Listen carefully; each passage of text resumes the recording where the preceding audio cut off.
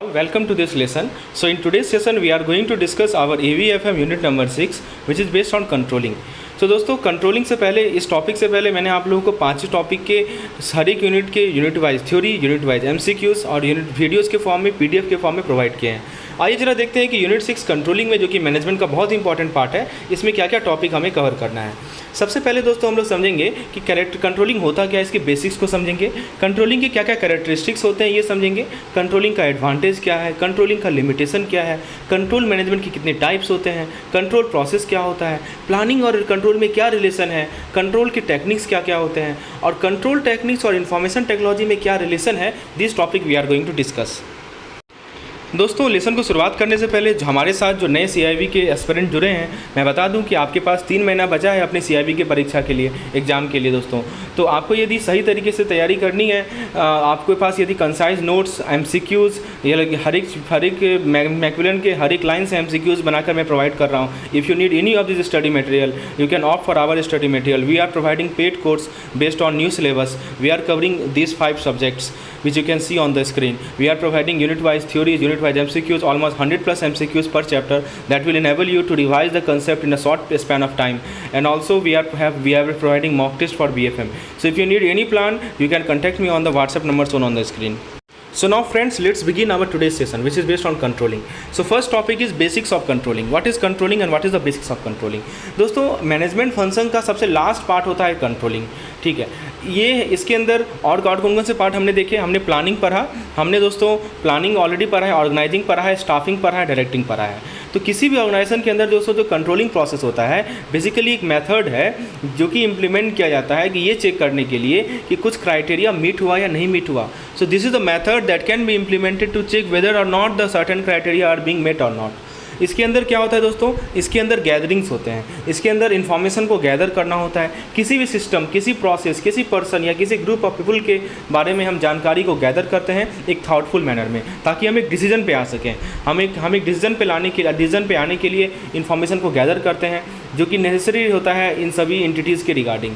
So friends, मैंने आपको basics of controlling बता रहा हूँ। कंट्रोलिंग का मतलब क्या होता है कि आप कंट्रोलिंग फंक्शन आपको बताता है कि एक मेथड है जिससे आप पता कर सकते हैं कि क्राइटेरिया को फुलफिल हुआ कि नहीं फुलफिल हुआ। हम गैदर करते हैं इन्फॉर्मेशन सिस्टम के बारे में, प्रोसेस के बारे में, पर्सन, ग्रुप ऑफ पीपल के बारे में, ताकि हम एक डिसीजन पे आ सकें, ठीक है, जो कि बहुत ज़रूरी है इन सभी चीज़ों के लिए, इन सभी एंटिटीज़ के लिए। तो जब भी आप किसी चीज़ को कंट्रोल करते हैं दोस्तों, तो आप ये इंश्योर करते हैं, देखिए मैं आपको स्टेप बाय समझाता हूँ कि कैसे कैसे कंट्रोलिंग प्रोसेस होता है। जब भी आप किसी चीज़ को कंट्रोल करते हैं तो आप ये इंश्योर करते हैं कि जो भी एक्टिविटीज़ एक ऑर्गेनाइजेशन के अंदर हो रही है वो एक प्लान के अकॉर्डिंगली हो रही है कि नहीं हो रही। हमने जो प्लानिंग किया है उसके अकॉर्डिंगली सारी एक्टिविटीज़ होनी चाहिए।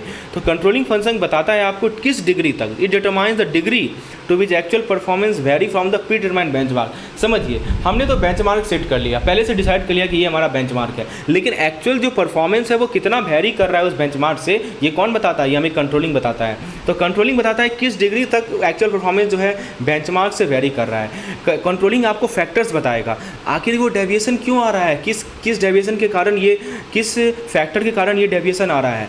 आपको फैक्टर पता चला, हाँ हमने बेंचमार्क ये सेट किया था और एक्चुअल परफॉर्मेंस यहाँ पे है, जो डिफरेंस आ रहा है वो क्यों आ रहा है। और जब आपको डिफरेंस पता चलेगा तभी तो आप कुछ स्टेप लेंगे उस शॉर्टकम्स को अवॉइड करने के लिए, राइट। सो दोस्तों आपको पता चला कि हाँ ये डेविएशन आ रहा है, अब ये सब फैक्टर्स हैं जो रिस्पॉन्सिबल है इस डेविएशन के, तो आप एफर्ट लगाते हैं कि उसको एडजस्ट किया जाए, ठीक है। तो you make effort to make the adjustment in accordance with those finding. तो ये ज़रूरी है किसी भी ऑर्गेनाइजेशन के सक्सेस के लिए कि मैनेजमेंट का जो कंट्रोल फंक्शन है वो एक्यूरेट होना चाहिए, एफिशिएंट होना चाहिए। अब बताइए आपका कंट्रोलिंग एक्यूरेट नहीं है तो आप कैसे पता करेंगे कि आपका बेंचमार्क से कितना हट के आपका एक्चुअल परफॉर्मेंस है। आपका बहुत एफिशिएंसी होनी चाहिए आपके कंट्रोलिंग प्रोसेस में। तो सबसे पहले आप प्लान इस्टेब्लिश करेंगे। तो मैंने दो प्लान इस्टेब्लिश करने के बाद जो मैनेजमेंट है उसे कुछ स्टेप्स करना पड़ता है ये गारंटी करने के लिए कि प्लान को फॉलो किया जा रहा है कि नहीं किया जा रहा है। अब जो स्टेप्स जो बेसिक कंट्रोल प्रोसेस का होता है वो मैं आपको बताता हूँ क्या क्या स्टेप्स होते हैं दोस्तों। देखिए यहाँ पे स्टेप नंबर 1 देखिए, एस्टैब्लिशमेंट ऑफ स्टैंडर्ड्स। आप सबसे पहले स्टैंडर्ड को सेट करेंगे। स्टेप 2 में क्या होता है दोस्तों, आप एक्चुअल परफॉर्मेंस को मेजर करेंगे, ठीक है। आप देखेंगे कि आपकी एक्चुअल परफॉर्मेंस है कितनी। फिर आप थर्ड स्टेप में कंपेयर करेंगे, एक्चुअल परफॉर्मेंस को कंपेयर करेंगे स्टैंडर्ड के साथ। और फोर्थ स्टेप में कुछ करेक्टिव एक्शन लेना होगा तो वो लेंगे। So these are 4 steps Okay, these are 4 steps which are used in the basics of controlling process. Now let us see what are the characteristics of controlling. देखिए, मैं आपको डायग्रामेटिकली अपने स्लाइड्स में सब कुछ प्रेजेंट करता हूँ, बुक में डायग्राम नहीं दे रखा है। डायग्राम से क्या होता है कि आपके दिमाग में एक इमेज बनता है। आप यदि उस डायग्राम को बार बार देखेंगे ना, जिसे call mind map technique. Mind map से क्या होता है दोस्तों कि आपके दिमाग में जब आपके पास थ्योरी बहुत कुछ हो जाता है, तो थ्योरी को सरल करने का सबसे सिंपल तरीका है माइंड मैप। तो आप मेरे स्लाइड्स में देख सकते हैं कि मैं जगह जगह माइंड मैप का यूज़ करता हूँ, और माइंड मैप बहुत ही इफेक्टिव टेक्निक है। अब जैसे देखिए, हम लोग बात करें दोस्तों कंट्रोलिंग का कैरेक्टरिस्टिक्स। तो फ्रेंड्स, कंट्रोलिंग के कैरेक्टरिस्टिक्स को उसके कंपोनेंट्स पार्ट्स में आप डिवाइड कर सकते हैं पॉइंट बाय पॉइंट। तो सबसे पहले है कंट्रोलिंग बेनिफिशियल है ऑर्गेनाइजेशन के गोल को अचीव करने के लिए, पहला पॉइंट। तो ऑर्गेनाइजेशन के गोल को अचीव करने के लिए दोस्तों कंट्रोलिंग बहुत ही यूजफुल चीज़ है।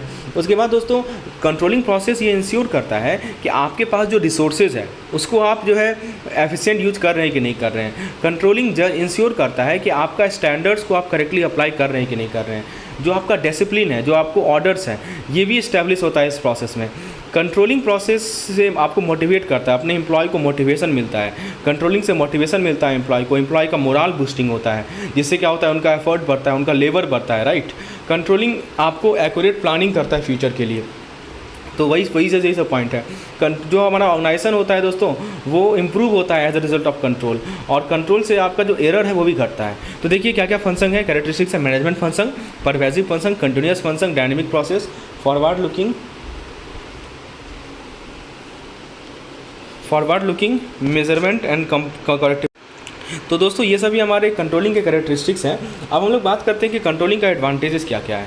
तो सबसे पहला एडवांटेज है कि आपको ऑर्गेनाइजेशन के गोल को अचीव करने में हेल्प करता है, एरर मिनिमाइज करता है, आपके रिसोर्सेज का एफिशिएंट और इफेक्टिव यूज होता है, आपको एक्यूरेसी पता चलता है कि हाँ स्टैंडर्ड्स का हमारा एक्यूरेसी क्या है, आपके ऑर्डर को, आपके डिसिप्लिन को ये इंप्रूव करता है, स्टाफ को मोटिवेशन प्रोवाइड करता है, बेटर कोऑर्डिनेशन होता है ऑर्गेनाइजेशन के अंदर, सुपरविजन को आसान बनाता है दोस्तों, डेलीगेशन, आप किसी काम को डेलीगेट कर सकते हैं, अपने से ना कर किसी और से करवा सकते हैं, दिस कॉल्ड डेलीगेशन, डिसेंट्रलाइजेशन, आपको आपके डाटा का फीडबैक प्रोवाइड करता है। तो ये सभी एडवांटेजेस हैं कंट्रोलिंग के।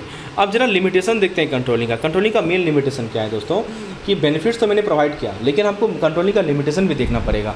पहला लिमिटेशन है कि कॉस्टली हो सकता है।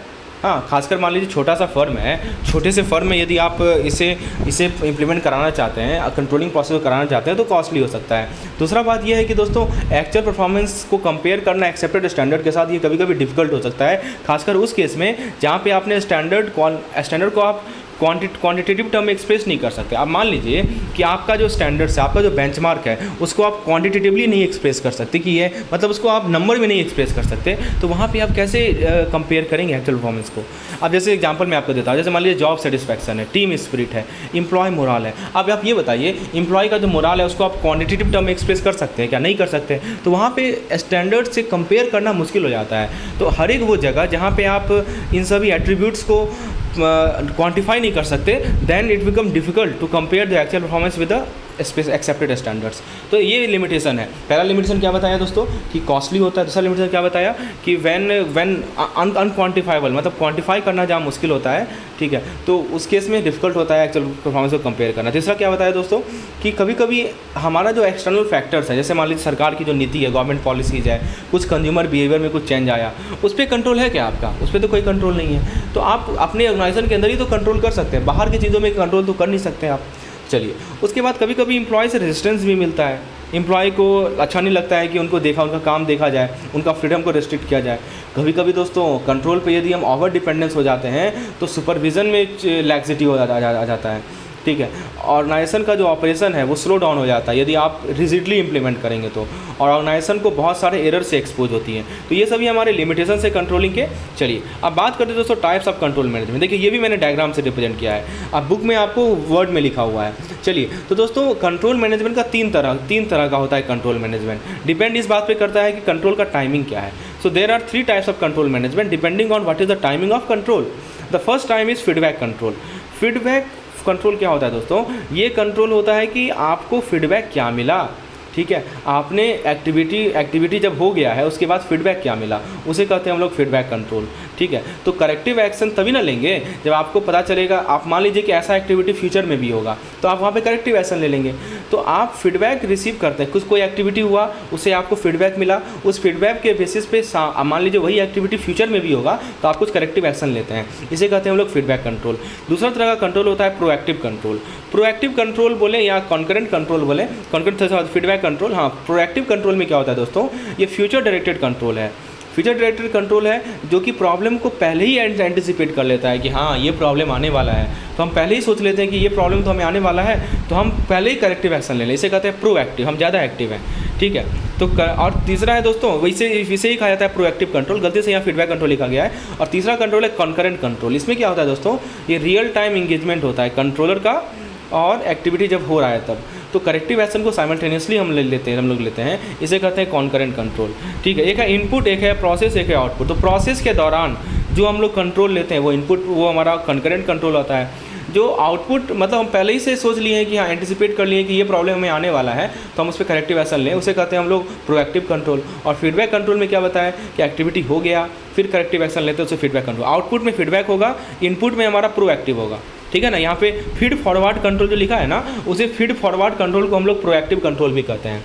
समझ में आया? देखिए कोई प्रोसेस है, इनपुट, प्रोसेसेस, आउटपुट, ऐसे ही होता है। इनपुट के समय ही आप पता लगा लिए कि अरे ये प्रॉब्लम आने वाला है, इसके लिए कंट्रोलिंग मेजर लेना चाहिए, तो आप वो कहलाता है आपका प्रोएक्टिव कंट्रोल। प्रोएक्टिव कंट्रोल बोले या फीड फॉरवर्ड कंट्रोल बोले, एक ही चीज़ है। प्रोसेस के दौरान आप डिसाइड कर रहे हैं कि ये चीज़ होनी चाहिए, तो उसे कहते हैं हम लोग कॉन्करेंट कंट्रोल, ठीक है। आप प्रॉब्लम को करेक्ट कर रहे हैं जब प्रोसेस हो रहा है तब। और एक चीज़ होता है कि एक बार प्रोसेस हो गया, जो प्रॉब्लम था वो हो गया, आपको पता चला कि ये सभी कठिनाइयाँ आती हैं इस चीज़ को करने में, फिर अगली बार जो वो प्रोसेस जब आप करेंगे तो वो कठिनाइयाँ नहीं आई, तो उसके लिए आप लोग लेते हैं फीडबैक कंट्रोल। सिंपल सी बात है दोस्तों, इनपुट के दौरान प्रोएक्टिव कंट्रोल, प्रोसेस के दौरान कॉन्करेंट कंट्रोल, आउटपुट के दौरान फीडबैक कंट्रोल, बस ऐसे याद रखिए, that is the main thing. Now the next thing is control process. देखिए यहाँ भी मैंने डायग्राम में बताया दोस्तों, AVFM जैसे थ्योरेटिकल टॉपिक को यदि सिंप्लीफाई करना है तो डायग्राम का यूज कीजिए, बेस्ट तरीका है। बुक में पढ़ के क्या होगा कि आपके दिमाग में अब जैसे ये डायग्राम आपके दिमाग में बैठ गया होगा कि इनपुट में रहेगा तो प्रोसेस रहेगा, तो दिमाग में बैठाने के लिए डायग्राम सबसे इफेक्टिव तरीका है, और मैं अपने स्लाइड में डायग्राम को ही यूज करता हूँ। तो यदि आपको इस तरह का PDF चाहिए, वीडियोज़ चाहिए, तो काइंडली व्हाट्सएप में on the number shown on the screen. Now let's see the control process. आइए दोस्तों कंट्रोल प्रोसेस को समझते हैं। कंट्रोल आखिर होता कैसे है, हमने एक एक चीज़ समझा, एडवांटेज क्या है, लिमिटेशन क्या है, कंट्रोल मैनेजमेंट का टाइप्स क्या होता है। अब बात करें दोस्तों कंट्रोल का प्रोसेस कैसा होता है। दोस्तों मैनेजमेंट का जो कंट्रोल का प्रोसेस है वो इस बात को इंश्योर करता है कि ऑर्गेनाइजेशन के अंदर जितनी भी एक्टिविटीज़ हैं वो कंपनी के आउटकम के प्रति काम करें, ठीक है। ये इंश्योर होता है मैनेजमेंट के प्रोसेस के द्वारा। तो जो भी ऑर्गेनाइजेशन का मैनेजर होता है वो इवैल्यूएट कर सकता है कि किस तरह से उसका कंपनी परफॉर्म कर रही है उस प्रोजेक्ट के असिस्टेंस में। तो इन सभी जानकारी को ध्यान में रखते हुए कुछ पोजीशंस हैं, कभी मान लीजिए उसको अपना प्लान को एडजस्ट करना पड़े, क्या है, राइट, ताकि वो अपने करंट स्टेट में आ जाए। तो अब मैं आपको बताता हूँ कि कौन कौन से स्टेप्स हैं। तो बेसिक एलिमेंट्स एंड स्टेप्स। तो सबसे पहले देखिए दोस्तों, ये ज़रूरी है किसी ऑर्गेनाइजेशन के सक्सेस के लिए कि मैनेजमेंट जो है जो फंक्शन को कैरी कर रहा है वो प्रॉपर तरीके से करे, एक्यूरेट तरीके से करे। प्लान तो बन गया, तो मैनेजमेंट का ऑब्लिगेशन है कि उसको कुछ स्टेप्स के द्वारा जाना पड़ेगा ताकि ये गारंटी हो सके कि प्लान को प्रॉपरली फॉलो किया गया है, ठीक है। तो कौन कौन सा स्टेप होता है? पहला स्टेप होता है कि गोल परफॉर्मेंस स्टैंडर्ड को सेट कीजिए, परफॉर्मेंस स्टैंडर्ड को सेट कीजिए, गोल को इस्टेब्लिश कीजिए, स्टैंडर्ड को इस्टेब्लिश कीजिए। तो गोल को इस्टेब्लिश करना है, स्टैंडर्ड को इस्टेब्लिश करना है, ये किसका पार्ट है? प्लानिंग प्रोसेस का पार्ट है। लेकिन केवल प्लानिंग प्रोसेस ही नहीं, प्लानिंग प्रोसेस का पार्ट है, लेकिन ये कंट्रोलिंग प्रोसेस का भी एक इंपॉर्टेंट पार्ट है, राइट। सिग्निफिकेंट पार्ट प्ले करता है, सिग्निफिकेंट रोल प्ले करता है कंट्रोलिंग प्रोसेस में। क्यों ऐसा होता है? क्योंकि दोस्तों कंट्रोल का प्राइमरी ऑब्जेक्टिव क्या है कि जो भी कंपनीज़ में गतिविधियाँ हो रही हैं वो गोल के डायरेक्शन में जाए। तो यदि आप प्लान ही नहीं सही से करेंगे तो कंट्रोल कैसे करेंगे सही से? तो इसीलिए दोस्तों ये देखना कि प्लानिंग प्रॉपर है कि नहीं, हमारा जो परफॉर्मेंस स्टैंडर्ड है वो प्रॉपर है कि नहीं, ये किसका पार्ट है दोस्तों? ये हमारा कंट्रोल का भी पार्ट है। तो मैनेजर को कम्युनिकेट करना होगा ऑर्गेनाइजेशन के गोल को, स्टैंडर्ड्स को, ऑब्जेक्टिव को, जितना क्लियर हो सके उतना अच्छा। यदि ऑर्गेनाइजेशन के जो मेंबर्स हैं उनको गोल पता रहेगा तो अपना फुल अटेंशन दे पाएंगे उन गोल के अचीवमेंट के लिए, राइट। तो जरूरी है दोस्तों परफॉर्मेंस स्टैंडर्ड को सेट करना। जो मैनेजर है उनकी कम्युनिकेशन क्लैरिटी होनी चाहिए। इस रिगार्ड में कभी भी एम्प्लॉय का इंटरप्रिटेशन वेरी नहीं करना चाहिए। एक ऑर्गेनाइजेशन के पास सक्सेस का बहुत ही चांस रहता है यदि सारे के सारे मेंबर एक साथ काम करें शेयर ऑब्जेक्टिव के साथ। मैनेजर को गोल सेट करना चाहिए, उस गोल के बेसिस पे एक्शन लेना चाहिए। ये गोल टेंजिबल भी हो सकता है या इनटेंजिबल भी हो सकता है। गोल कैसा भी हो सकता है, राइट। टेंजिबल गोल हो सकता है जिसको आप देख सकते हैं, फील कर सकते हैं। कुछ गोल इनटेंजिबल हो सकते हैं, ठीक है। तो गोल को टेंजिबल तब कहा जाता है जब आप उसको नंबर के टर्म में कह दें। जैसे मान लीजिए कि सेल्स टारगेट आप बोल दें कि नहीं मुझे इस साल का 1,100 करोड़ चाहिए रुपीज़, तो ये आपका क्या हो गया, टेंजिबल गोल्स हो गया। और कुछ गोल्स को आप नहीं क्वांटिफाई कर सकते हैं। आपको जैसे मैंने आपको पिछले पहले भी कुछ एग्जांपल दिया था कि such type of goal can not be quantified, तो उस केस में तो गोल का प्रोसेस पहला स्टेप है एस्टेब्लिशिंग सेटिंग परफॉर्मेंस स्टैंडर्ड। दूसरा है दोस्तों मेजरमेंट ऑफ एक्चुअल परफॉर्मेंस, यानी आप जो है मेज़रमेंट करेंगे, ठीक है। फिर जब मैनेजर को पता चल जाएगा कि ऑब्जेक्टिव क्या है तो फिर वो मेज़र करेगा, एक्चुअल परफॉर्मेंस को मेज़र करेगा कंपैरिजन से पहले।